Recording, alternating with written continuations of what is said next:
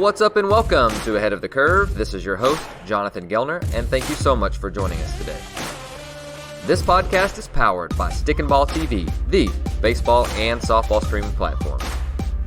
With weekly videos from some of the top baseball and softball coaches in the country, it's an absolute slam dunk no-brainer. Check it out at stickandball.tv or on the Stick and Ball TV mobile app. Today we have on hitting coach Micah Franklin. Micah has spent a total of 28 years in professional baseball, 15 of those being as a player. In 1997, he made his major league debut with the St Louis Cardinals, and his claim to fame, hitting a home run off of John Smoltz. He then spent 2 seasons in Japan and 2 seasons in Korea before starting his next professional career. He actually started his career as a scout for 8 years, 5 being with the Diamondbacks and 3 as a major league pro scout for the Seattle Mariners, and then has spent the last 5 years as a minor league hitting coach with the Diamondbacks. So on the show, we talk player evaluation, what he's doing with players this fall for training, and how we need to approach swing problems with the what, why, and how method. You're going to love this episode with Micah Franklin. Micah, welcome to the show. Oh, thank you so much, Jonathan, for having me on. Sure. Well, I'm excited to get to learn from you today. I know that I've gotten to follow you on Twitter over the last couple of years, and I really enjoy a lot of the stuff that you post when you get to, the opportunity to post it. And so I'm really excited to get to share the mic with you, and then get to share some of the different things that you're doing this off season to help hitters. And so I guess the first question, just to set a baseline on your philosophy, is let's say that you have a new player that's coming to you and you don't necessarily know a ton about them. And so what are some of the first, questions that you ask or things that you look for? How do you evaluate them? And just kind of walk us through your process, if you don't mind. Sure. First off, I want to say I'm a big fan of yours. I really enjoy your show and your guest. Thank you for that. I love it. I get on the elliptical. I go on the old man stuff. So elliptical and the treadmill, and I put it on and podcast. I learn a lot. And in this day and age, you can never stop learning. And it's pretty cool to learn from everyone. You're always going to learn something from every conversation you have and listen to. So I just want you to know that I'm a big fan. A lot of people I talk to are a big fan of yours. Now let's get back to that question. Sure. That is a great question to start with, because I think a lot of people miss this boat. This is a big one. When a guy comes, a lot of times people want to show how much they know. I know this, I can fix you, I can do this. Instead of saying, hey, let's have a conversation. I need to know about this individual who I'm talking to. That's extremely important. How does he think? What does he know about hitting? What does he know about his own swing? Maybe he thinks he knows, but he actually doesn't, or maybe he doesn't think he knows and actually he knows a lot. Is he an introvert? Is he outgoing? Does he take, that's not it? Or does he take confidence? Yeah, you're on the right path. These are the things we start with.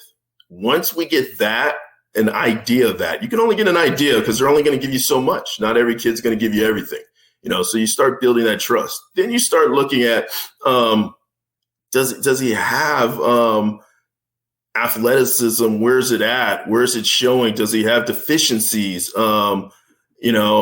Is he aptitude really just off the charts, or is he a little slower and it takes a little bit more time? So these are things you talk to and evaluating when you start, flipping them a couple of balls. You give a little test real quick.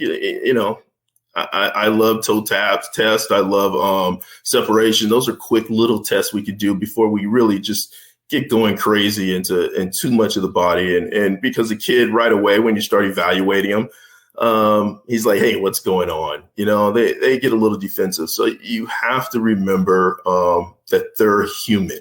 There's a human factor in it when you're working with that kid. So that's huge. And then again, we flip some balls. We see how he's going. Give a little bit of here, a little bit of there to him, and see how he responds to that. And that tells a lot. You got to have a lot of feel. There's no manual. We all have the same, very similar script. There's no secret sauce, but there's a feel and there's a human factor. And that's extremely important for me. Well, I just want to comment that I think the human element is the secret sauce. I mean, I think a lot of the information that goes through a lot of the different, airwaves and everything, once you get to a certain amount, it's like it starts to sound very similar. And then the difference is your people and your processes within that. You did mention that you did a separation test and a toe tap test. Can you tell us a little bit more about those? I'm curious. Yeah, I'll drop back a few years right here. This is on base U? Yes, it was. Okay. And I will say I was at the very first on base U. And it was, I'm going to tell you, 28 years now in professional baseball, but I still get intimidated. There's a lot of new talking out there. There's a lot of new catchwords, a new just understanding. And I actually listened to Greg Rose here, and the first time I heard him, and it was one of my more embarrassing moments, but it really taught me a lot. And like I said, you have to be humble. You have to be willing to learn. They were screening a strength coach, I guess he was, and he had deficiencies in ankles, knees, shoulders, arms. I mean, everything. And they went on the K-Vest and they broke him down. They say, okay, pick a hitting coach. Well, I happen to be sitting right in front of him. So I picked me, and I went up there and said, I've never actually seen a hitter with this many deficiencies. And it was an embarrassing moment because up until that point, I really didn't understand the body as much as I should have. And that's when I really started understanding that there are certain things, just because we know what it's supposed to look like, there's ways to help that hitter get there. And he's not going to get there with the amount of time that it takes in those milliseconds to get there with the way he will get there with that body. So how we can move him and help him and get him in that room. So I need to know that when I'm evaluating a hitter also, because I can't force him into a position that his body cannot do. No, I love it. So I guess the next logical question would be approaching player changes, because sometimes I think we forget we are the holder of the knowledge to a certain degree, and the players come to us for help. But it also is a process of getting them to buy into the different changes that we want to make. And a lot of times there are players who have been swinging or throwing or whatever the skill is for a long, long period of time. And so it's going to take quite a bit of time to be able to, fix the problem permanently. And so I'd love to hear how that conversation, you talked about having some feel, when is a good time to even start that conversation? Because I know you talked about being 20 plus years in pro ball. You see a guy first day and you see him swing 3 times and you're not going to go up to him and say, hey man, you need to fix X, Y, and Z and yada, yada, yada. So tell us a little bit about how we can develop that, and then how we can approach those conversations. Once again, I believe that's a secret sauce again, because that is a conversation that hitter's got to trust you. I mean, without trust, man, you can be saying everything right, and it does not matter. You can say things wrong, but that hitter trusts you, and they're going to try it. We don't want to do things wrong, but that is it. And so it starts back with the relationship of the player. And then it gets to, we have to know why we're actually having him change. We have to show him reasons. So there's a what and a why, and then how. We have to sit down and explain that to him. And then we have to allow that player to make the decision. Am I going to buy in and I'm all in and I want to do this, or I'm not sure right now? So we can take different stages. In the professional world, especially when you're working at, whether you're in low A ball, rookie ball, double A or triple A, there's different stages. Players have had success in different ways. Say you're in low A ball and a player just came to you and he's dominating the lower levels. Well, now he's starting to get Friday night starters who were the top pitchers in college, and now they're in pro ball and they're getting even better, and all of a sudden that player who, may have gotten away with success at a lesser level is now those deficiencies in his swing or wherever, it's catching up. And we have to sit down. We have technology. We have all kind of reports that we can say, hey, you got holes here, and it's showing, and that other team knows that, and that's huge, and that conversation only works with trust.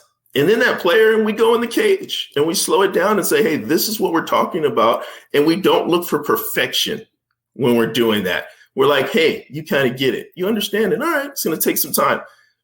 It's much easier in the offseason. It's harder when we got a game that night. So those are those levels, if that makes any sense. Then you can get to the higher levels, where that player has had success and he's a couple of weeks away from maybe getting to the next level or getting to the big leagues, or a couple of weeks away from getting released. It's that challenge. You go 3-4 weeks in a slump. Oh man, you might not have a job. You got to pay for you got a family, you got wives, you got kids, you got to pay, you got to put food on the table. You have all those worries to worry about. It's hard. Then you go to the next level. You have amateur kids where, they actually can get away with a lot of flaws if they have some talent. So we have to be so careful to try to make them perfect and say, oh, this is what it looks like on TV. Well, you're doing pretty good. At the end of the day, are you hitting the barrel of baseball? Sure. No, I'm trying to do more self-reflection. And the other day, I just had a thought of, are we trying to make them more efficient or more effective? And so it was just one of those things of like, data may say one thing, or our eyes may say one thing, but at the end of the day, at the moment that they're in, the test is the game, like the pitcher you're going against. And if this player is having a ton of success versus really good pitching, then it's, it may be us that's the problem, and we just may or may not catch up to them at some point in time as well. Without a doubt. I think a lot of times we can see things on slow motion, and sometimes slow motion is an absolute amazing thing because it really helps us. And sometimes it's the worst thing we have, because we can we can crush every hitter. We can go around and destroy every swing if we really want to. But at the end of the day, or you just said it, are they figuring out how to hit? Maybe, their A swing is just an A swing, but man, their B and C, there's very few D's and there's very few Z's in their swing. They're able to have adjustability. They're able to recognize that and still put really decent swings on balls consistently and barrel up balls all over the ballpark versus that perfect swing that we're always searching for. No doubt. So the next thing that I wanted to really hit on with you, we're currently recording in the fall, and I'd love to hear, because you just got done with 6 months of a grind of 156 game season, and so now we're transitioning to that off season period, and I think some of the guys, I'm assuming or they'll be coming to you soon. I've had a little bit of a break. Now what? So where do you start at this time in the fall, and then just kind of lead us through your progression to really, when guys start to report January, December, and which is really the start of the season for amateurs as well. So we could go amateur or pro here, whichever one that you want to talk about. But just kind of talk to us about your progression through early in the fall, which is right now, through the rest of the fall until January or so. Definitely. I will tell you what, it is so much easier being a hitting coach in the fall than it is during the season. There's no game that night. There is no game that night. So players are willing to, we can talk more. We slow down a lot more. We have more conversations, more cognitive work. Let's get the body going. We're in the cage. We're not really worried about that ball flight going. We're more or less of how are we moving? How was the season before? What difficulties came in? Okay, and that's where we can start really focusing on. It's a progression, and we really refine stuff. I like to start off with always our body work, and then move on to different drills depending on what that hitter needs. But if we focus too much on getting out an extension or whatever, and not enough force in the back, we got to do more drills that are focused on that. So it's a feel, it's a communication with the hitter. It's a lot of video watching into that. And I love, at the end of the days, we test it, and it doesn't start right at the beginning of the off season. We gradually get into that, but we never finish our days without really testing it. We get going, I get back and I let it go. Sliders, curves, changes, and go after it with them and challenge them on, see how they do when they have very little reaction time. Can they bring those moves in? And if not, okay, we know what we need to go and clean up a little bit, because when we're working, especially, flips and other things, our moves may be a little too big, and all of a sudden we don't have that reaction time. We need to clean it up and be a little bit more efficient. How do they feel? So our progression throughout the fall leads into spring training, where they're ready. When they go to spring training, it's like they've already had game at bats. And it's pretty cool to see how that works. We use different machines and all kind of, sliders, the curves, the 3 plates, the 2 plates, any kind of drill you can think of, we do. And it's a lot of fun in the off season. Like I said, we can stop, we can slow it down, we can go all the way back. We can be at an autonomous stage. I mean, just letting it fly. Then all of a sudden, no thinking, just do it. And then, hey, let's stop. Let's go back. Let's track back. Let's do some flips again. I'm seeing something. So we have, time is on our side. There's no game that night. It's a huge difference between the season and the fall leading up to the season. Oh, for sure. So I do want to know, so what do you guys do you mentioned body work, like prep work, hitting prep work, movement prep work. I'm assuming like that was my interpretation of that. I'd love to hear what you guys are doing with that before they step in the cage. Well, here. Before they step in the cage, they have a whole routine that they actually go to. They go to, most of the guys I have actually go to guys that specialize. So they have strength conditioning guys, but then they go in and we work certain drills, whether we have a board in between legs, certain movements, body movements as of their hitting. So it's not so much as when I call it really, really cognitive hitting drills. And to me, we're in the cage and we're not, whether it's split grips or one-handed or we're moving slow, we're stopping, we're decelling, we're really focusing on our moves, let alone just, grabbing a med ball and turning. And we have all those in the cage, whether we're hitting a basketball and doing some drills like that.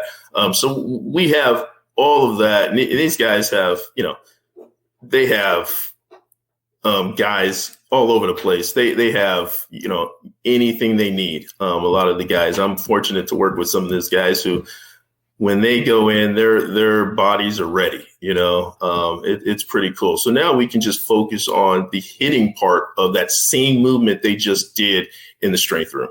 Oh, really good.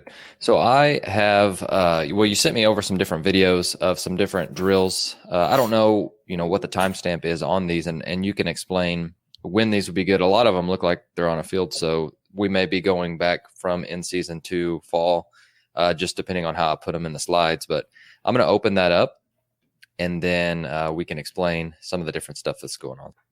All right. So let's talk about this. This is perfect. So we'll look at the slide on the left here. So our Cole Tucker is doing a drill here. He's an extremely athletic player. And, like any players, I think most players have issues on their forward move. Well, when we get to professional players, when we're talking about elite players, let's always remember. So, milliseconds make a difference in this ball game. I mean, the difference between having a fabulous season, an okay season, a tough season. And for Cole, especially a shortstop, hypermobile, or center field, he can play all over the place.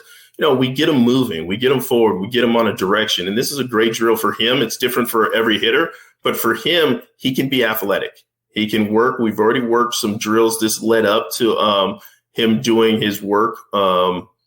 He already did some one-handed drills. He already did some separation drills. He did a split grips and things like that in a decel. This walked into his next stage. So he went ahead and he's just a step in front drill, and he's stepping through his extension, his follow through directions through the middle of the field while he's being athletic.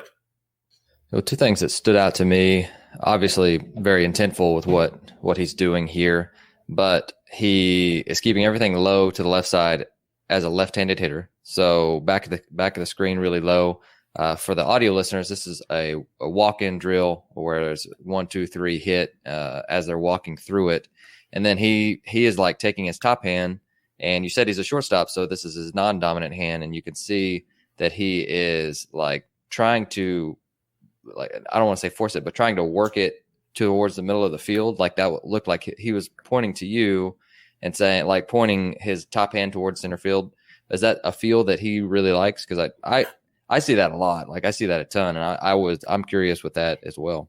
Without a doubt, especially switch hitters. You got to remember he's a switch hitter too. So the thing switch hitters like to do, a lot of hitters like to do, we like to what? We like to roll that wrist a little early. When we roll that wrist early, we're really rolling the shoulder. It's a lead up. The body works up, and it works its way down. So we need to palm up right through the middle of the field. And when we do that, we give ourselves a greater chance to be successful. You can roll over, you can swing wrong, you can disassociate way early, sweep around. If your timing's perfect, you're going to hit the ball great, But at the end of the day, we have to give ourselves the ability to have the best chance to hit the ball. So as our bat's in the zone longer, as we're going through a better plane, better path through the ball, better timing, better recognition, we have a better chance to hit. And that's exactly what he's working on. I love it. So you mentioned that even pro guys, big league guys, have trouble with their forward move. I've noticed a lot of guys aren't able to have, maybe they don't have the awareness or they don't have the strength to be able to, like when their front leg comes up, to hold the ground while they're moving forward. And so a lot of the guys will get stuck back with like their spine angled back and then spin, and that they work off of baseballs like that and super pull heavy, or they'll hop out of it and their back leg will come completely straight. And it's like, we don't want that either. So trying to get them to like balance it. And I do some different things. I mean, I really like walk through, feet together as another one, but really getting them to understand, hey, this is what my hips feel like underneath. And then I need to make sure my glutes engaged, my back glute, my back butt cheek is engaged, and, keeping my head over my cup, just all minor things. But I feel like that's like one of the main pillars that I'm looking at. But it seems like there's so many people, even into the big leagues, that don't do that. Or maybe it's just I need to focus on that a little bit more. I don't know. Tell me your thoughts on that. I think it's just hard. I think it's so hard. And I think especially when we're talking about elite levels, that pitcher who has that ball on the mound is really good, really good. And when those hitters are going good and they're rolling and their timing's good, they're feeling good, that human factor, that life's good for them right now, at home life is good, on the field life is good, they're rolling, they're in their glutes, they're in that ground, they got ground force, their forward move's good, their timing's good. And boy, oh boy, when they're not, we see them uphill, they're back, they're spinning, they're forward, they're off, they're searching, because it's really, really hard. But I do agree with you. I think the more we work on this, the more the hitters can engage into that glute and have that force and really, really feel that ground, the better success they're going to have.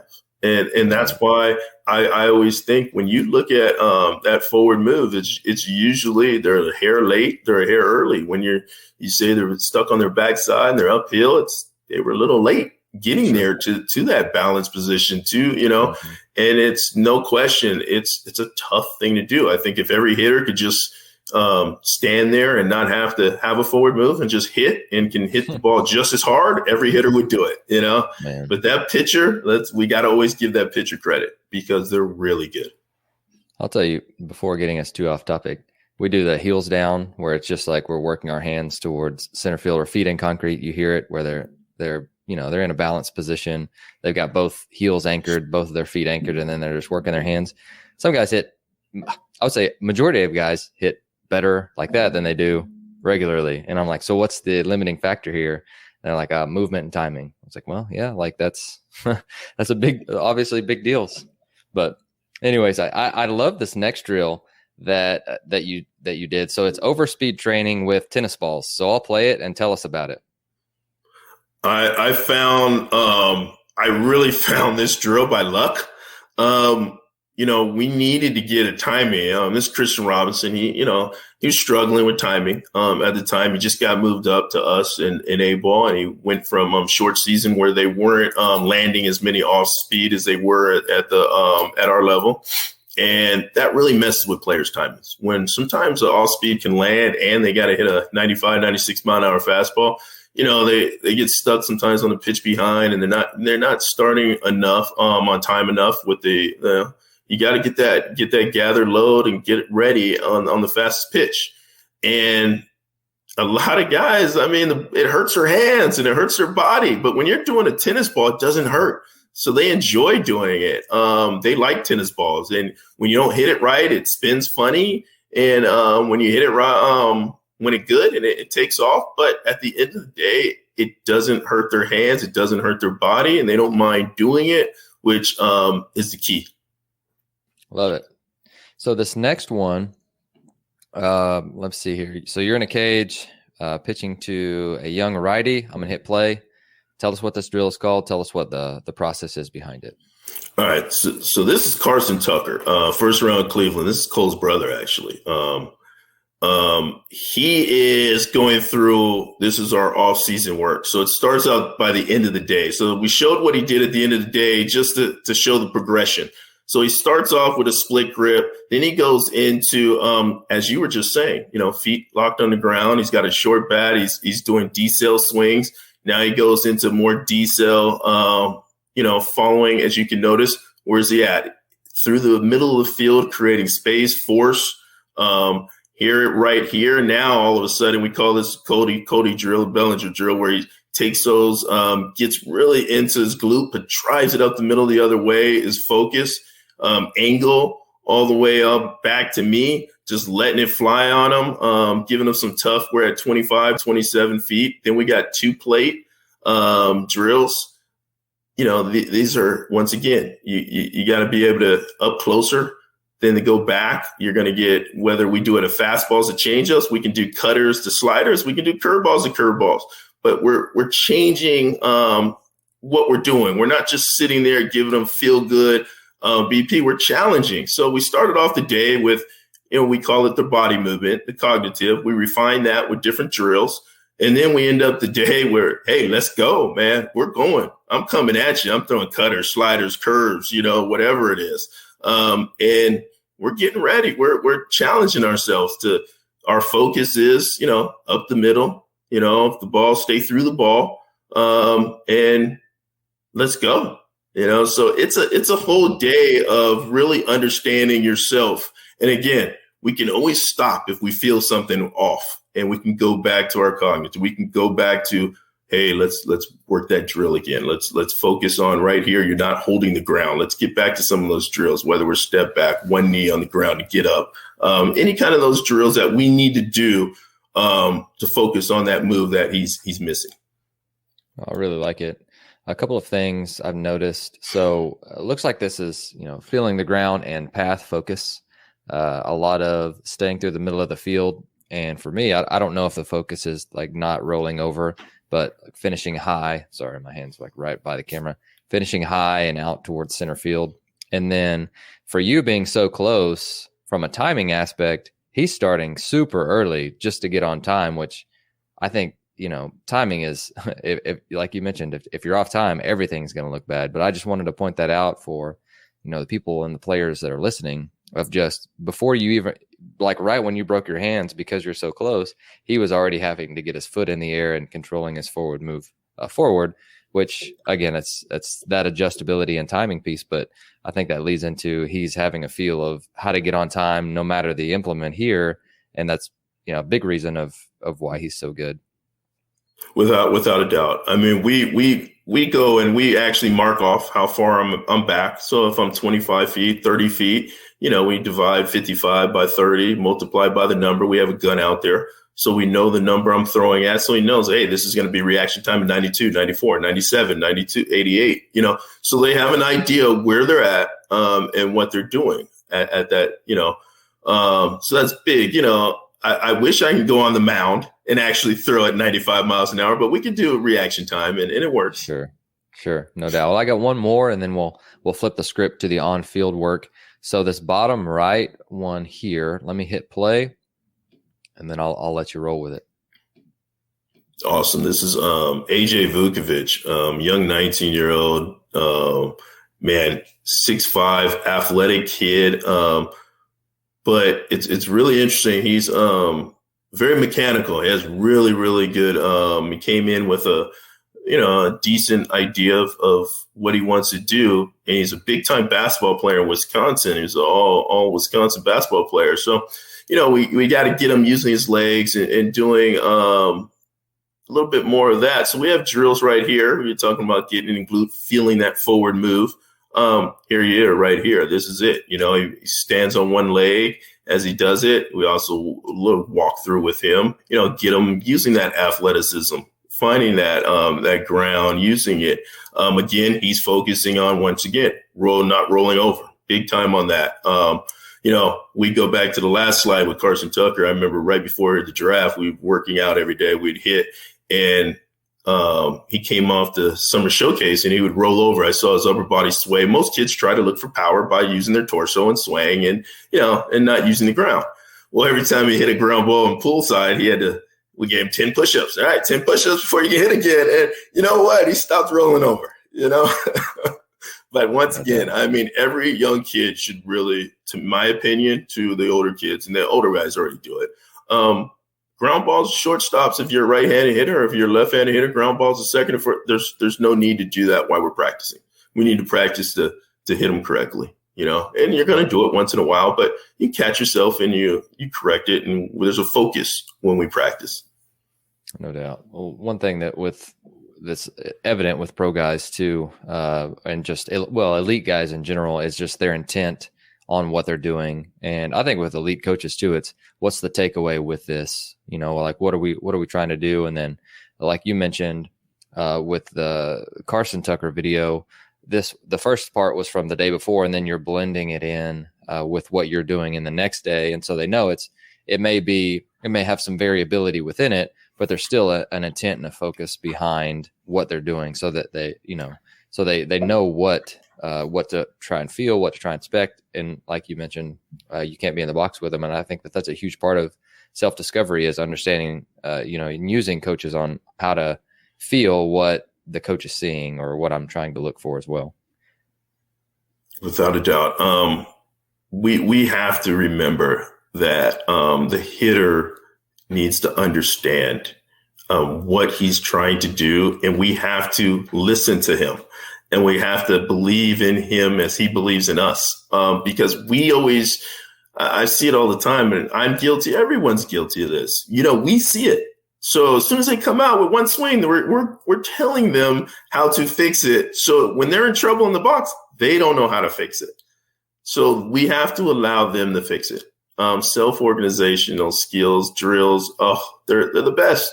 They're the best. But when we're sitting there and telling them all the time, we have to be careful, because there is a time for that. There's a time for that. But it's a good blend, and it's a feel to know when to allow them to fail a little bit.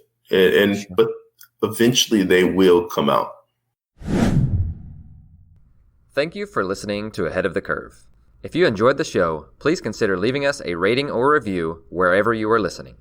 I also wanted to remind you that you can find the video portion at the AOTC channel on stickandball.tv. Have a great week.